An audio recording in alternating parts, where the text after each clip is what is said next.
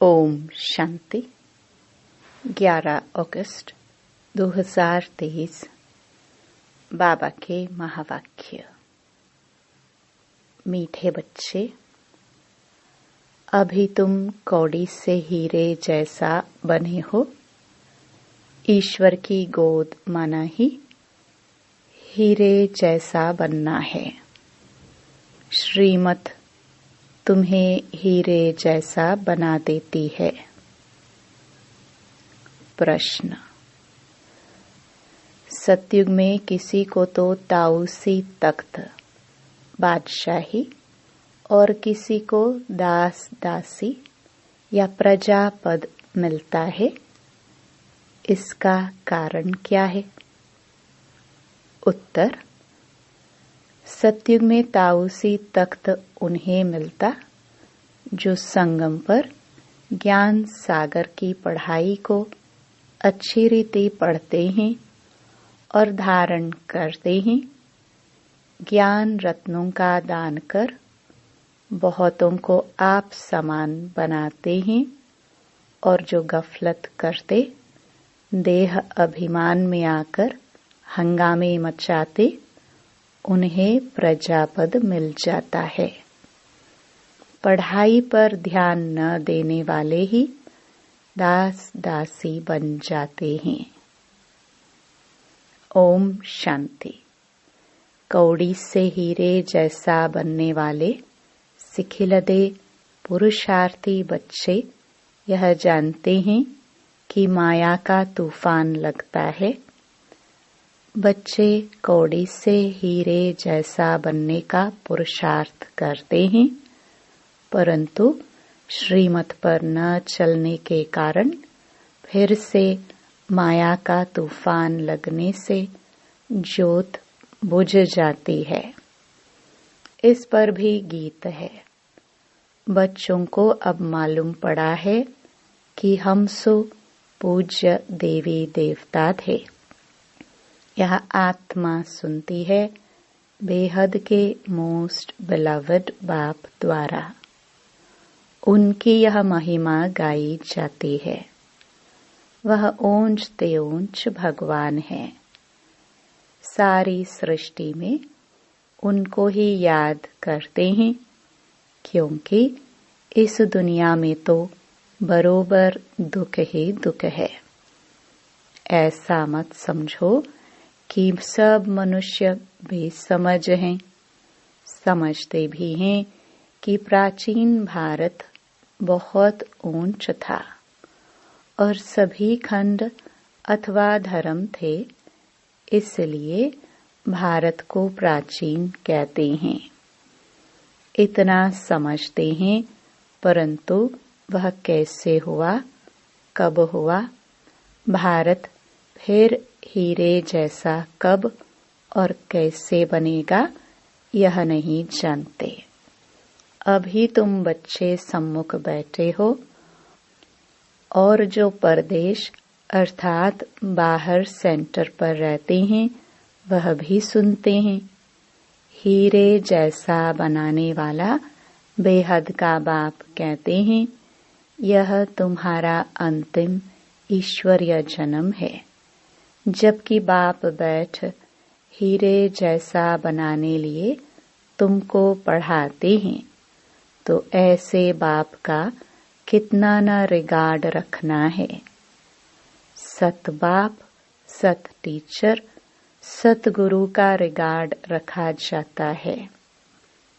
बाप कहते हैं, बच्चों को सुख देने वाला मैं ही हूँ। इस समय तुम बच्चों को सुख देने के लिए आकर अपनी मत देता हूँ। भगवान ने जो श्रीमत दी थी, वह फिर मनुष्यों ने गीता में लिखा है, परंतु यथार्थ नहीं। अब यह तुमको ऊंच ते ऊंच हीरे जैसा बनाते हैं। स्वर्ग में तो तुम ही आ सकते हो ना। यूं तो सारी दुनिया की आत्माएं बच्चे हैं बाप के। प्रजापिता ब्रह्मा तो है ना, इस समय शिव बाबा के पोत्रे कहलाते हो। फिर पर पोत्रे तर पोत्रे भी कहलाते हो। वृद्धि तो होती जाती है ना। वास्तव में सभी का रचयिता मैं बाप ही हूँ। पूछते हैं ना कि तुमको किसने पैदा किया, तो कहते हैं अल्लाह व खुदा ने। इतना समझते हैं, परंतु कैसे पैदा करते हैं, कैसे इतना सब वृद्धि को पाते हैं, यह कुछ भी पता नहीं है। यह तो तुम जानते हो कि सतयुग में बहुत थोड़ी रचना होती है। जरूर रचयिता भी होगा जो नई दुनिया रचते हैं। नई दुनिया में देवी देवता पद प्राप्त कराते हैं, तो जरूर पुरानी दुनिया का विनाश भी कराते होंगे। यह कोई भी नहीं जानते। अतः किताब शास्त्र आदि लिखते हैं, समझते हैं यह फिलॉसफी के शास्त्र है। फिलॉसफी ज्ञान को कहते हैं, परंतु यह किसको पता नहीं है कि ज्ञान का सागर तो एक ही परमपिता परमात्मा है। तुम इस द्वारा नॉलेज पाकर हीरे जैसा बनते हो। ईश्वर की गोद पाना ही हीरे जैसा जन्म है। हीरे जैसा बनाने वाला बाप हमको हीरे जैसा बना रहा है। बलिहारी इनकी गाई जाती है। सतयुग में तो बलिहारी की बात ही नहीं। वहां तो यह ख्याल भी नहीं रहता। तुम अभी जानते हो, हम अभी न शूद्र है न देवता हैं। अभी हम ब्राह्मण हैं। तुमको ही स्वदर्शन चक्रधारी कहा जाता है। यहाँ तुम स्वदर्शन चक्रधारी बन विष्णु कुल में जाकर राज्य करेंगे। स्वदर्शन चक्रधारी कमल फूल समान तुमको यहाँ ही बनना है। यहाँ है पुरुषार्थ, वहाँ है प्रारब्ध। ऐसी बातें दुनिया में कोई नहीं जानते। बाप कहते हैं माया ने तुमको तुच्छ बुद्धि बनाया है। तुम हीरे जैसे देवी देवता थे। पहले तुमको पता नहीं था। दुनिया में तो अनेक मतें हैं। कोई क्या कहते, कोई क्या कहते। कोई कहते हैं मनुष्य मरते हैं फिर नए पैदा होते हैं। कोई कहते हैं कि जैसा संकल्प करते वैसा बन जाते हैं। अनेक प्रकार के मत वाले हैं। तुम हो श्रीमत पर चलने वाले। श्रीमत से तुम्हारी भी श्रेष्ठ मत बनती है। तुम ही जानते हो, सब तो नहीं जानेंगे। भल कोई लखपति पदमपति हैं, परंतु इस ज्ञान में आना बड़ा मुश्किल है। कोटों में कोई ही आता है, क्योंकि साहूकारों पर लफड़े बहुत हैं। ड्रामा में नोंद ही ऐसी है जो गरीब ही ईश्वर की गोद लेते हैं। यह रथ तो उनका है ना। बाप दादा दोनों इकट्ठे हैं। यह तुम ही समझते हो। निराकार भगवान को अपना शरीर नहीं है, तो जरूर लोन पर शरीर लेना पड़े, तब तो भगवानुवाच होना। श्री कृष्ण भगवानुवाच हो नहीं सकता। उनको तो झट सब जान लेते। यह है निराकार, इसलिए इनको कोई जानते नहीं। आजकल बहुत मनुष्य वेश बदलकर कृष्ण का रूप धारण करते हैं, पैसे कमाते हैं, सब माया के मुरीद बन गए हैं। अभी तुम ईश्वर के मुरीद बनते हो। कोई तो 100% ईश्वर के मुरीद बने हैं, उनकी शरण ली है। बाकी सब माया रावण की शरण में फंसे हुए हैं। बाबा ने समझाया है कि खास भारतवासी सब शोक वाटिका में हैं। सारी दुनिया ही लंका है। उन्होंने तो शास्त्रों में हद की बातें लिख दी है। बेहद का बाप बेहद की बातें सुनाते हैं। तुम जानते हो कि अभी हम ईश्वर की गोद में हैं। फिर हम नई दुनिया के मालिक देवी देवता बनेंगे। वहां तो माया होती नहीं। सूर्यवंशी चंद्रवंशी बड़े साहूकार होते हैं। फिर जब वैश्यवंशी बनते तब हीरे जवाहरात के मंदिर बनाते हैं। पहले पहले जो हीरे जवाहरात के मंदिर बनाते हैं वे ऐसे महलों में रहते हैं। इसलिए गाया जाता है कि भारत हीरे जैसा था। अब तो कौड़ी मिसल है। यह है ही पतित दुनिया।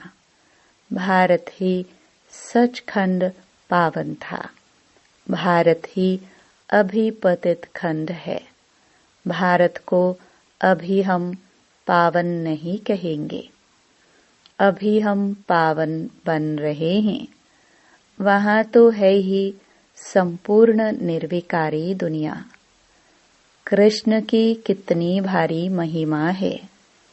उनको झूले में झुलाते हैं, परंतु उनकी बायोग्राफी को नहीं जानते। तुम जानते हो अभी कलयुग है। भारत ही सतयुग था। बरोबर 84 जन्म भारतवासी ले सकते हैं। तुम जब अच्छी रीति समझाते हो तो मान लेते हैं। इस ईश्वरीय गोद से भारत हीरे जैसा बनता है। यथा राजा रानी तथा प्रजा। प्रजा को भी हीरे जैसा कहेंगे। अभी यथा राजा रानी तथा प्रजा कौड़ी मिसल है। अब हीरे जैसा बनाने वाला बाप आया है तो पूरा पुरुषार्थ करना है। हीरे जैसा बनाने वाले बाप से ही पूरा योग लगाना है। तुम जानते हो शिव बाबा से हम वैकुंठ का मालिक बनते हैं। पढ़ाई पर ही सारा मदार है। पढ़ाई का ख्याल तो सबको करना चाहिए ना। घर में कामकाज करते भी ऐसा समझो कि हम गॉड फादर के स्टूडेंट हैं। हमारी पढ़ाई बिल्कुल ही सहज है। एक घड़ी भी आकर सुनना जरूर है। पॉइंट्स ऐसी अच्छी अच्छी निकलती हैं जो कोई समय अचानक ही किसको तीर लग जाता है। इसलिए मुरली तो कैसे भी जरूर सुननी है। नहीं सुन सकते हैं तो कैसे भी करके पढ़ाई पढ़नी है। प्रबंध हो सकता है। पहले तो 1 हफ्ता भी अच्छी रीति समझना है। फिर नई पॉइंट समझने लिए पढ़ना भी जरूर है। बाबा पढ़ाते रहते हैं। पॉइंट्स निकलती रहती हैं। बोर्ड पर भी लिख सकते हो कि बहनों और भाइयों, आओ तुम सबको इस सहज ज्ञान और सहज राजयोग से हीरे जैसा बनवाए। तुम्हारे पास तो चित्र भी सब हैं। उन पर समझाना बहुत सहज है। जैसे छोटे बच्चे को खिलौने दिखाकर बताया जाता है। पढ़ाते हैं, यह हाथी है, ऐसे ऐसे करता है, ये ऊंट है। मनुष्य को भी परमात्मा का पता नहीं है, न ही यह जानते हैं कि वह क्या करते हैं। उनके कर्तव्य को न जाने तो बाकी महत्व क्या रहा। तो चित्र पर समझाना होता है।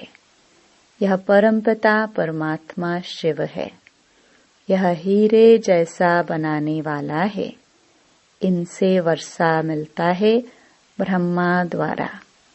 ब्रह्मा कुमार कुमारियों को शिव बाबा पढ़ाकर ऐसा देवी देवता बनाते हैं। पढ़ाया है तब तो हम समझा सकते हैं ना। आगे नहीं जानते थे कि परमपिता परमात्मा आकर पढ़ाते हैं। समझानी तो बड़ी सहज है कि भारत हीरे जैसा था, अब कौड़ी जैसा है। फिर कौड़ी पिछाड़ी धक्के क्यों खाते हो। यह सब धन माल आदि मिट्टी में मिल जाना है। अब तुम सचखंड के लिए सच्ची कमाई करो। पूरी कमाई न करने के कारण बिल्कुल साधारण प्रजा में चले जाते हैं। प्रजा के भी नौकर बन जाते हैं। बाप का बनकर फिर बाप को फारकती दे देते हैं। तो बाबा समझाते हैं कि बच्चे घर में भी मुरली मंगाकर पढ़ सकते हो। मुरली मिलती रहेगी। कहाँ भी हो तुमको पढ़ना जरूर है। पढ़ो और पढ़ाओ। विलायत में भी रहते तुम सर्विस कर सकते हो। बाप का परिचय देना है। प्रभाव तो अंत में ही निकलना है। समझेंगे कि बरोबर प्राचीन भारत हेवन था। कितना धन यहाँ से लूट कर ले गए हैं। सतयुग में चैतन्य में सारी सृष्टि के तुम मालिक बनते हो, यानी राज्य करते हो। फिर भक्ति मार्ग में जड़ चित्रों को एक कोठरी में बंद कर रखते हो, यादगार बनाते हो। पूजा का सामान भी तो चाहिए ना। अब तुम सब कुछ जान गए हो कि हम सब पूज्य थे। अब पुजारी बन गए हैं।